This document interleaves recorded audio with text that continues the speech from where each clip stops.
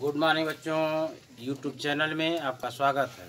जैसा कि पिछले प्रकरण में हम लोग प्रकाश के परावर्तन के विषय में अध्ययन किया था, आज हम लोग प्रकाश का अपवर्तन के विषय में अध्ययन करेंगे। सबसे पहले आप ब्लैक बोर्ड की तरफ ध्यान दें। उस पर हमने लिखा हुआ है प्रकाश का अपवर्तन। उसको इंग्लिश में बोलते हैं reflection of light, RFLECTION of LIGHT। उसकी परिभाषा इस प्रकार है, जब प्रकाश की कोई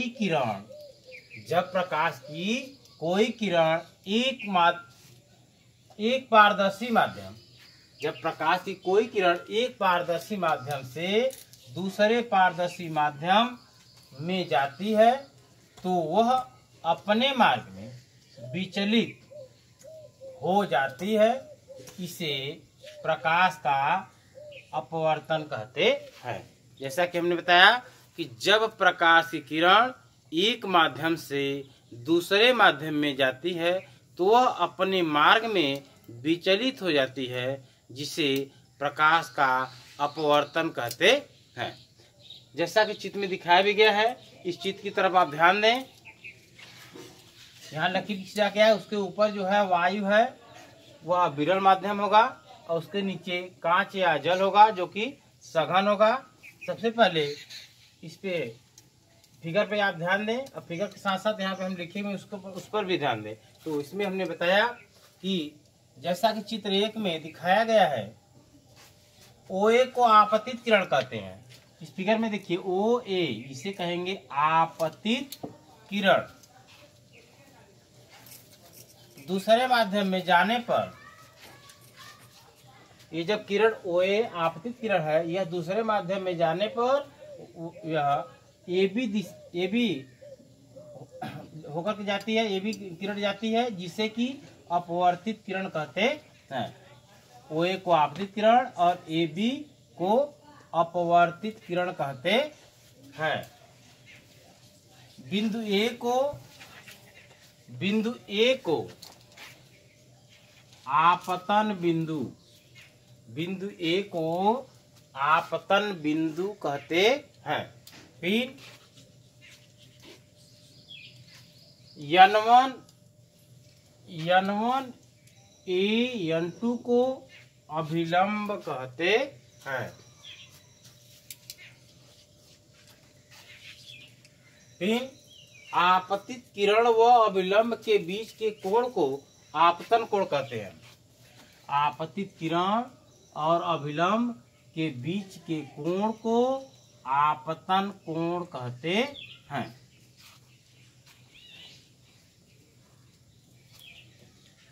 पुनः ध्यान दें, अपवर्तित किरण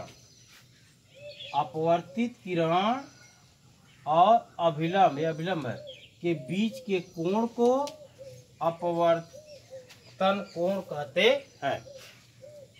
इसमें ध्यान दें, यह अभिलंब है। अपवर्तित किरण और अभिलंब के बीच के कोण को अपवर्तन कोण कहते हैं। प्रथम माध्यम वायु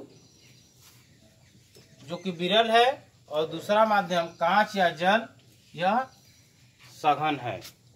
प्रथम माध्यम वायु विरल है और दूसरा माध्यम कांच सघन है। एक बार पुनः आप ध्यान दें। प्रकाश का अपवर्तन, जब प्रकाश की किरण एक माध्यम से दूसरे माध्यम में जाती है तो वह अपने मार्ग में विचलित हो जाती है, जिसे प्रकाश का अपवर्तन कहते हैं। चित्र पर ध्यान दें।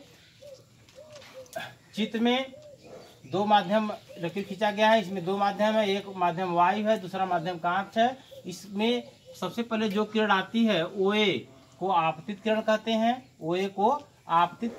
हैं और यह बिंदु A से अपवर्तित होती है, जिसमें कि दूसरे माध्यम में जहीं गुजरती है तो वह अभिलंब की ओर झुक जाती है। इस प्रकार AB को अपवर्तित किरण कहते हैं। इस बिंदु A को आपतन बिंदु कहते हैं तथा इस आपतन बिंदु पर जो N1A N2 है खींचा गया है, यह अभिलंब है। इस प्रकार OA N1 के बीच के कोण को OA-N1 के बीच के कोण को आपतन कोण कहते हैं तथा BA-N2 के बीच के कोण को अपवर्तन कोण कहते हैं।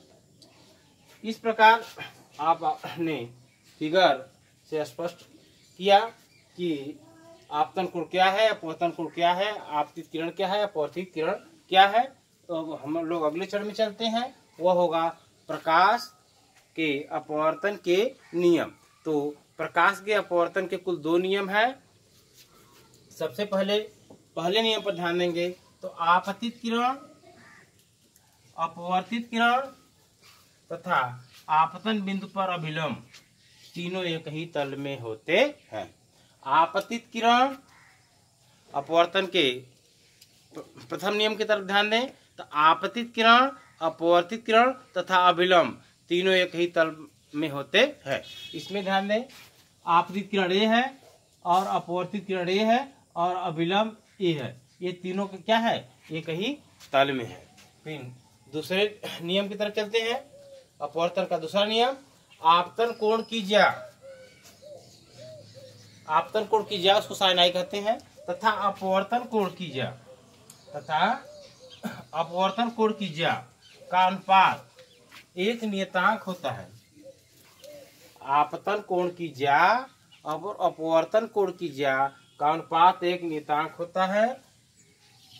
आपतन कोण की ज्या और अपवर्तन कोण की ज्या यानी साइन आई और साइन आर, साइन आई बटा साइन आर बराबर क्या होता है, एक नियतांक होता है। इसे स्नेल का नियम भी कहते हैं। इसे स्नेल का नियम भी कहते हैं। कभी कभी आपसे पूछा जाता है कि स्नेल का नियम क्या है, तो वहां पे दिखाइए कि आपतन कोण की ज्या और अपवर्तन कोण की ज्या का अनुपात एक नियतांक होता है, इसे स्नेल का नियम कहते हैं। अर्थात साइन आई बराबर साइन आई बटा साइन आर बराबर नियतांक के। तो लास्ट एक बार पुनः इसको रिवाइज कर देते हैं।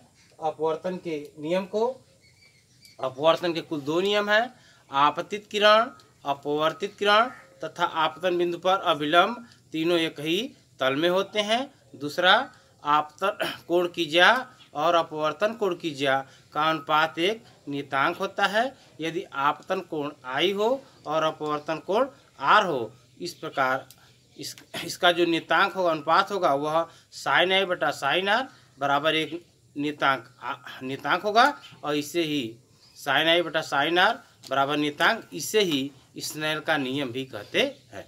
आज के लिए इतना ही, फिर हम लोग अगले चैनल के साथ अगले दिन पुनः उपस्थित होंगे। धन्यवाद।